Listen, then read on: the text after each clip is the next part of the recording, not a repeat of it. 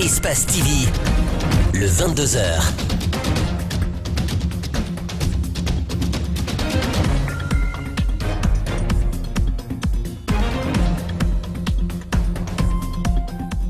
Il est 22h, vous regardez Espace TV. C'est un plaisir de vous retrouver, mesdames et messieurs, bonsoir. Et tout de suite, les titres de cette édition d'information. Les députés à l'école des objectifs du développement durable. Durant 2 jours, ils ont appris à connaître ce nouveau programme mondial. Il est question au bout de cette séance d'élaborer des lois qui permettent de les atteindre. 6 ans depuis la chute du régime du guide libyen Muammar Kadhafi, son assassinat reste toujours d'actualité et à l'occasion, le Front international de la société civile panafricaine saisit la justice sur ce dossier. Et puis la première ministre britannique a déclaré que la Grande-Bretagne n'accepterait un règlement financier détaillé pour Brexit qu'une fois que ses relations futures avec l'Union européenne auront été convenues. Bienvenue à tous et merci de vous informer sur Espace TV. 38 députés et 7 cadres de l'administration parlementaire ont participé à 2 jours de travaux sur la connaissance des objectifs de développement durable et de l'agenda 2030. Il s'agit de les permettre d'élaborer et voter des lois allant dans ce sens et d'une part et mieux contrôler l'action gouvernementale d'autre part. Alseni Bari et Aboubakar Din Kamara signent ce reportage. Au terme de 2 jours, ces députés et cadres de l'administration parlementaire ont débattu de l'objectif de l'agenda 2030 et les relations entre les objectifs de développement durable et programme national de développement économique et social.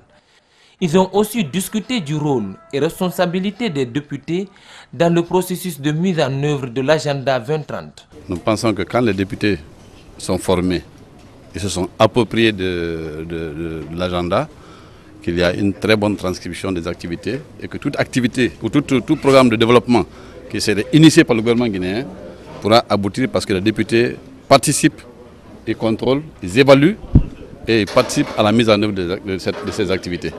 L'Assemblée nationale a déjà validé le programme national de développement économique et social.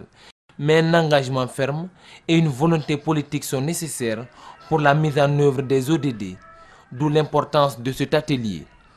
L'éradication de la pauvreté, la lutte contre la faim, l'accès à la santé, l'éducation de qualité, entre autres, sont des souhaits pour nous tous, mais cela demande une forte implication de notre part.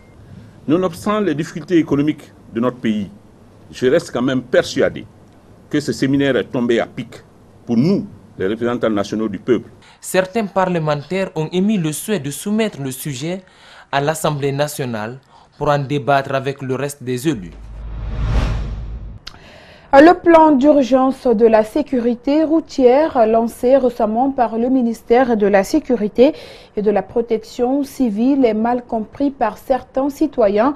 Un accrochage est survenu le 16 octobre dernier entre le syndicat des transporteurs de Sanoya, kilomètre 36, et les agents de l'escadron mobile numéro 6 de la gendarmerie du kilomètre 36. Qu'est-ce qui s'est réellement passé?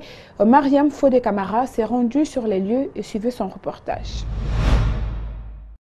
L'incompréhension porte sur cet espace occupé par la gendarmerie mobile numéro 6 du kilomètre 36. Le commandant de peloton de Koya accuse donc le commandant Tidiane Damaro de l'escadron mobile numéro 6 de violer le plan d'urgence sur la sécurité routière en installant illégalement des vendeuses sur les emprises de la voie publique, moyennant 1000 francs guinéens par personne.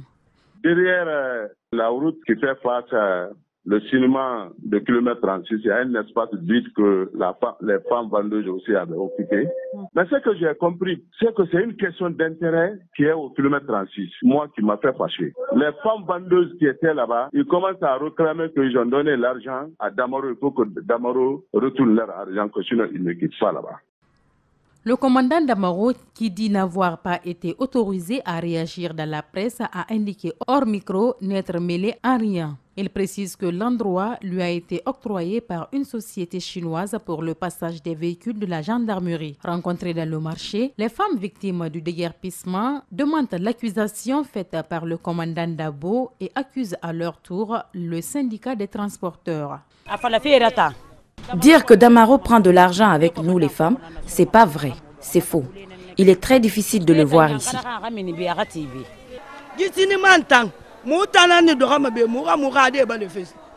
C'est ici que nous cherchons le quotidien pour nos enfants, mais les syndicats refusent de nous laisser écouler nos marchandises. C'est pourquoi la dernière fois nous nous sommes révoltés contre ces syndicats. Pour le cas d'Amaro, à moins qu'on l'accuse, sinon il ne veut pas 100 francs dans nos mains. Interrogés sur la question, les syndicalistes ont accepté de nous livrer leur version des faits. Sécurité routière. C'est la sécurité routière qui nous instruit de dégager les emprises. Nous savons ce que nous faisons. Ici, nous nous occupons de la circulation des véhicules. Nous n'avons pas affaire avec les vendeuses, encore moins leurs marchandises. Le plan d'urgence est en cours et depuis lundi, les femmes ont rejoint l'intérieur du marché comme on peut le constater sur ces images. Le journalisme sensible au genre, c'est le thème d'une formation organisée par une association de femmes journalistes en Guinée. Cette séance, à l'intention des journalistes, devrait leur permettre de prendre en compte les dimensions du genre dans le traitement de l'information. Ouminatou Sidibé. Au cours de cette formation, les journalistes ont reçu quelques rappels de base sur les genres journalistiques. Le traitement de l'information et les techniques de rédaction ont été entre autres les notions enseignées. Alors quand on a initié ce projet qui est intitulé Promotion des droits humains, égalité des sexes, journalisme sensible au genre, on a pensé que nous sommes dans une communauté où les différences sociales, les inégalités sont tellement profondes et nombreuses qu'il fallait que nous, en tant que médias, nous puissions être des acteurs qui contribuent à rééquilibrer notre société. Le métier de journaliste dans le processus de développement reste indispensable pour toute démocratie. En Guinée, cet outil de développement a besoin d'une nette amélioration selon la formatrice. Nous qui sommes les plus jeunes, nous avons besoin de modèles, de repères, ce qu'on n'a pas toujours parce que, et moi je le regrette, très souvent ceux qui sont nos aînés à un certain moment soit se sont retirés de la profession pour s'adonner à autre chose et n'ont pas créé un espace de dialogue, d'échange intergénérationnel au sein de la profession. Les participants ont exprimé leur satisfaction au terme de ces 5 jours de formation et s'engagent à œuvrer pour la bonne pratique du journalisme. Il y avait beaucoup de problèmes de traitement d'informations, surtout les questions concernant le journaliste sensible aux arts. Mais après cette formation, j'ai eu beaucoup de notions, j'ai eu beaucoup d'informations, donc prochainement ça va porter fruit. Cette formation était également axée sur la prise en compte de la promotion du genre et elle s'inscrit dans la mise en œuvre de la stratégie nationale de la lutte contre les violences faites aux femmes. Et comme je vous l'annonçais dans les titres, le 20 octobre 2015 chutait le régime du guide libyen. Et 6 ans plus tard, nous faisons une rétrospective sur le parcours du défunt roi Muammar Kadhafi de son accession au pouvoir en 1969 au jour de sa destitution à Citre en 2011. Le Front international de la société civile panafricaine met en ligne de mire la justice dans ce dossier. Kadia Diallo nous rappelle l'événement. Suivez. Le 15 février, c'est le début des hostilités en Libye. Tout bascule, l'insurrection démarre, le printemps envahit une partie du pays. Lâché par ses pairs africains, le guide est poursuivi par des bombardiers de l'OTAN jusque dans sa ville natale. 8 mois plus tard, le colonel Muammar Kadhafi est traqué, méprisé, humilié par les rebelles.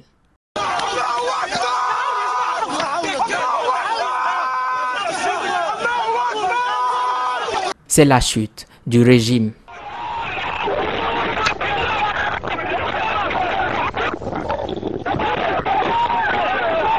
Six ans après la destitution du guide libyen, la société civile africaine fédère ses forces. Le 8 octobre dernier, plusieurs activistes se sont réunis à Bamako pour créer le Front international de la société civile panafricaine.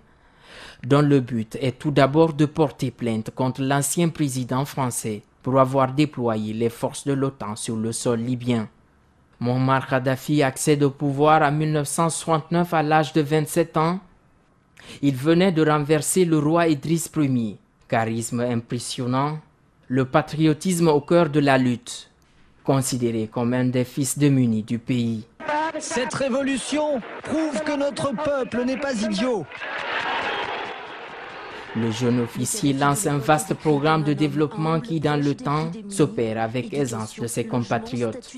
10 ans après son avènement au pouvoir, Kadhafi est dépeint et décrit aux yeux de certaines nations comme un dictateur et pour l'Occident, un terroriste. Pour de nombreuses résolutions des Nations Unies, le guide libyen les objectait et les recusait. Ils peuvent prendre les sanctions qu'ils veulent, il n'y aura jamais de procès.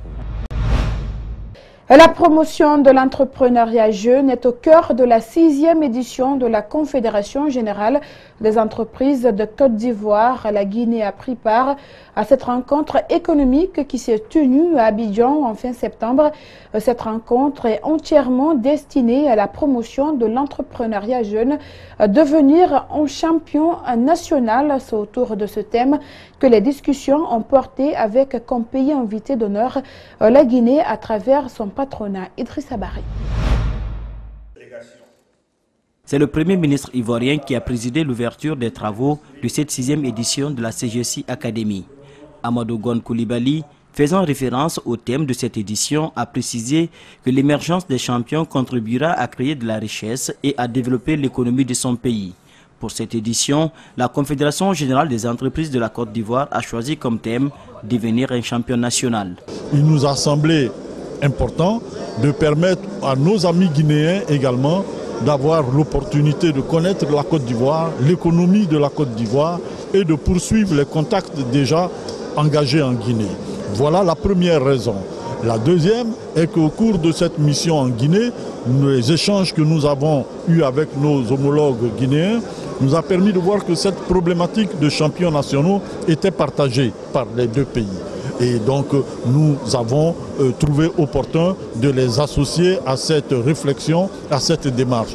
La CGC a pour cette année choisi la République de Guinée comme pays invité d'honneur à cet événement annuel de référence du secteur privé du pays de la Lagune ébriée.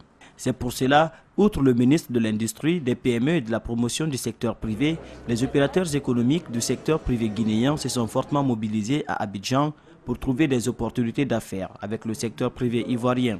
Donc il y va de soi que lorsque le secteur privé est invité dans un cadre d'échange, de concertation de ce type, que le gouvernement puisse être mobilisé pour les accompagner, afin que aussi, en tant que gouvernement, nous puissions profiter de l'expérience de nos partenaires et de nos amis ivoiriens.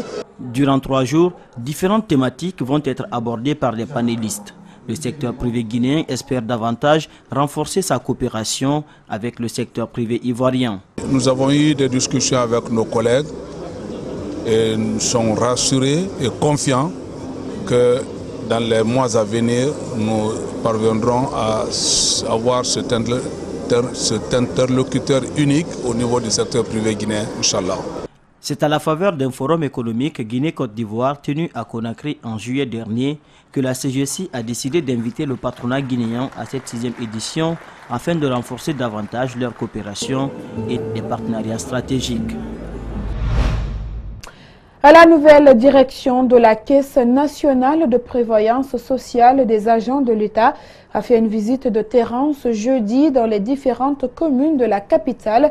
Le motif de cette visite est de s'enquérir des réalités du terrain et connaître les modalités de paiement des retraités.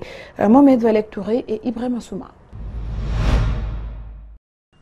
À peine installée, la nouvelle direction de la Caisse nationale de prévoyance sociale des agents de l'État fait ses premières prises de contact dans les différents centres de paiement des 5 communes.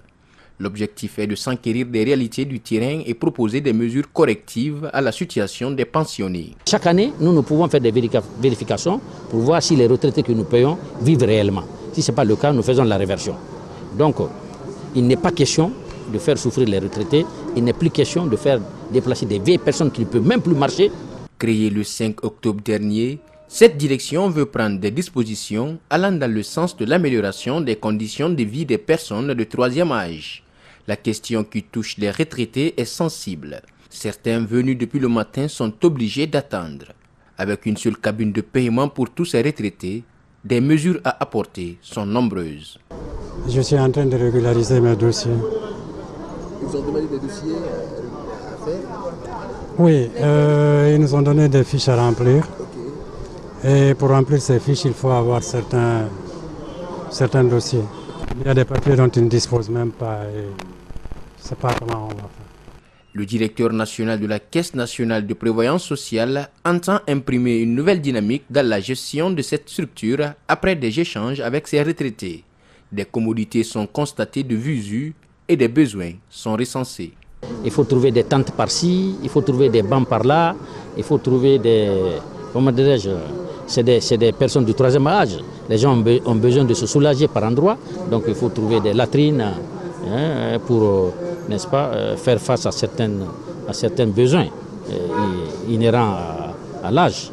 Des solutions pour des vieilles personnes qui ne peuvent pas marcher sont aussi envisagées par la direction après des doléances faites par ces retraités. Sur un autre plan, l'entreprise de visite technique automobile Civita peine à s'installer en Guinée depuis plusieurs années. Les responsables de cette société cherchent à obtenir un domaine pour s'installer à Conakry en vain. Ils accusent le ministre des PME d'être derrière ce blocage. Mamadou Kalisso et Kerno Sadouba. Pour son installation à Conakry, l'État aurait mis à la disposition de Civita un domaine de 2 hectares à Anta. Mais jusqu'à présent, la lourdeur administrative empêche l'entreprise de démarrer ses activités. Les responsables de la société de visite technique automobile accusent le ministre des petites et moyennes entreprises d'être le responsable de ces blocus. Il m'a dit, je ne te donne pas. J'ai regardé, j'ai enlevé mes lunettes. Je voulais lui dire pourquoi. Je me suis retenu. Il dit d'ailleurs, comme tu as écrit, je vais trouver l'argument nécessaire, l'argument technique nécessaire pour démonter ta prétention. Selon Dr Balamoussa Keita, le dossier se trouverait actuellement à la présidence. Les travaux devraient démarrer dès qu'il entre en possession du domaine. Il affirme que le financement, les ressources humaines et l'équipement sont disponibles. Dès que j'ai ça demain matin, on a fini d'étudier avec mes partenaires, on commence à travailler. On attend que ça. Les équipements sont là, on a près de 16 lignes de contrôle technique. Allez-y à Abidjan, ils n'ont même pas 12. Mais nous, on a fait tout ça pour prendre le devant. D'après le conférencier, ces installations ont été à maintes reprises vandalisées par des inconnus à Koza. Comment impliquer davantage la société civile dans la gouvernance locale? La question a dominé les discussions lors de la rencontre de plateforme de la société civile récemment tenue à Kindia. L'ONG Agile, appuyée par le programme d'appui aux organisations de la société civile PASOK, compte s'investir pour une gouvernance locale participative et concertée. Compte rendu Mamadou Boïdialo et Salifoli Kamara. Cette rencontre vise à renforcer la collaboration entre élus et la population afin de trouver des solutions concertées aux problèmes communautaires sans cesse croissants et qui se résument à l'amélioration des conditions de vie des populations. Il faut qu'eux aussi ils s'adonnent pour l'effectivité de tout ce qu'ils ont dit et de tout ce qu'ils ont reçu. Et surtout auprès des autres membres des structures qui n'ont pas assisté à ces cadres de concertation et d'essayer d'organiser des séances de restitution pour que les autres membres restent au même niveau d'information qu'eux. L'ONG Agile est l'initiatrice de cette rencontre et est accompagnée par le PASOK, programme d'appui aux organisations de la société civile. Ce programme financé par l'Union européenne vient en appui à des plateformes de la société civile pour leur permettre de jouer leur rôle sur le terrain. D'impulser une dynamique vraiment d'implication réelle de ceci. L'autre s'adresse aux partenaires techniques et financiers du pays qui viennent appuyer. Désormais, que ces partenaires, quand ils arrivent dans nos communautés, qui utilisent ces plateformes comme vraiment des outils dans toutes les activités communautaires qu'ils doivent réaliser, qu'on n'invente plus la roue, mais qu'on fasse les activités sur la base des acquis qui sont sur le terrain. Les participants promettent de restituer les acquis, Les autorités locales, notamment Madame le gouverneur de la région de Kindia, rassurent de son appui pour accompagner les ONG évoluant sous sa juridiction. Une vedette et des matériels pouvant permettre une bonne surveillance en mer, c'est ce qu'a reçu ce jeudi le Centre national de surveillance et de police des pêches. Ce programme de soutien est assuré par la Banque mondiale à travers PRAO Guinée et ces équipements vont éviter à la Guinée de retomber dans la liste des pays non coopérants, mais surtout de lutter contre la pêche illicite non déclarée et non réglementée. Reportage Mamadou Saluba et Mohamed Aloussieni Kamara. Les travailleurs du Centre national de surveillance et de police des pêches ont de quoi sourire. Le ministre des Pêches, de quoi se prendre les yeux. Des gilets de sauvetage, des lampes de longue portée, des trousses à outils. Il y a aussi des glacières mises à la disposition du CNSP. Des matériels pour une bonne patrouille en mer afin d'éviter à la Guinée de retomber dans la liste des pays non coopérants. Il faut des appareils qui puissent nous permettre de surveiller nos côtes. Nous avons 300 km de côtes. Il faut les moyens qu'il nous faut pour atteindre nos objectifs. Et je pense, avec ce qui se passe, ce que j'ai vu aujourd'hui, nous pourrons atteindre les objectifs assignés. Le ministre dit être conscient des sanctions de l'Union européenne et fait de la lutte contre la pêche illicite sa priorité. Son combat, la surveillance des côtes, d'où cette vedette destinée à naviguer le long de la base de Conakry après 4 ans d'inactivité. Elle nous permettra de faire des sorties inopinées quotidiennes.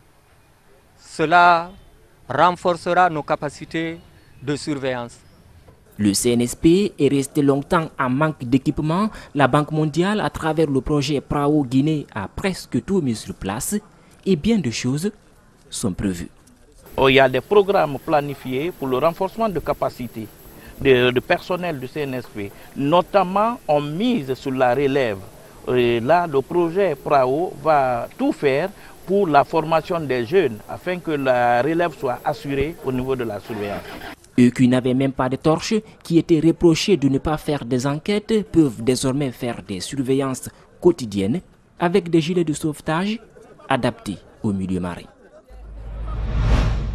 Et culture à présent, un prélude de son premier spectacle qui se tiendra le 28 octobre sur l'esplanade du Palais du Peuple avec la star nigériane Tekno.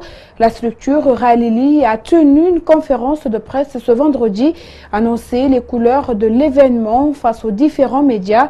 Conviés, les responsables de cette agence se sont prononcés sur les différentes mesures prises pour la réussite du concert. Abdourahmane Ba et Ibrahim Assouma. Un an seulement depuis sa création, la structure Rarili pose son empreinte dans le milieu du showbiz guinéen avec un méga concert.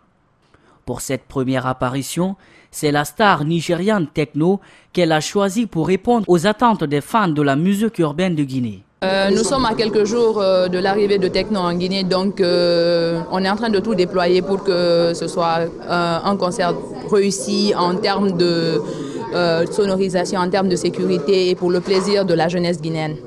La sécurité des méga-concerts sur l'esplanade du Palais du Peuple s'est avérée être un défi majeur. 500 agents vigiles seront épaulés par la police et la gendarmerie nationale. Un aspect pris au sérieux par la structure et son sponsor leader. Chez nous, la sécurité est un aspect qui est très important.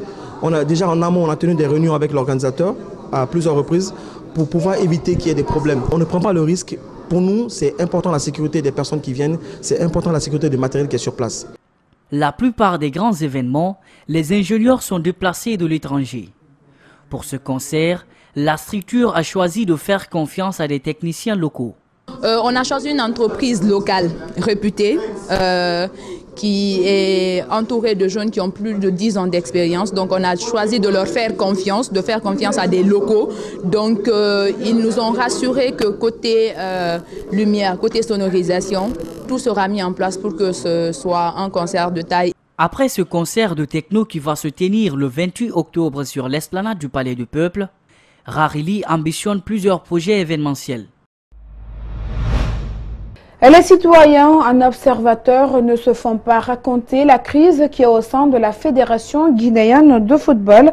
La publication des résultats des audits, la réaction sur des personnes incriminées, mais aussi la réception de la lettre de la FIFA par le président actuel de la FEGIFOOT, cela ne laisse personne indifférent. C'est un reportage de Gibril Ba et de Mohamed Aloussieni Kamara.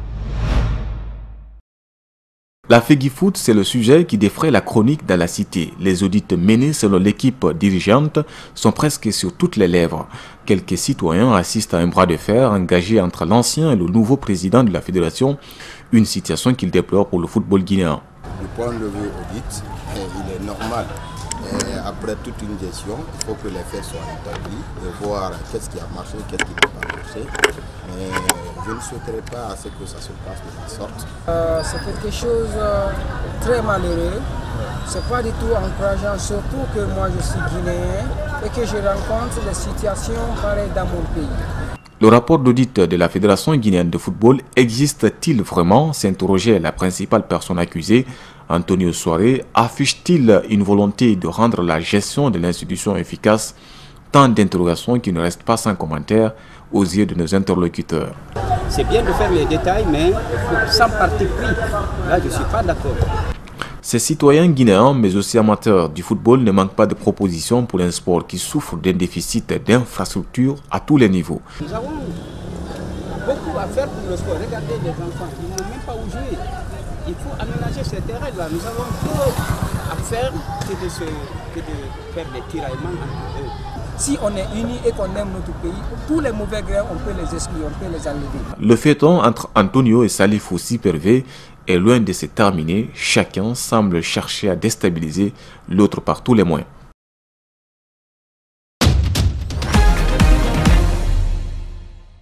C'est ce qui met fin à cette édition d'information réalisée par toute l'équipe d'Espace TV. Merci à tous de l'avoir suivi et l'info continue sur notre site web à www.espacetvguinée.info. Et bonsoir.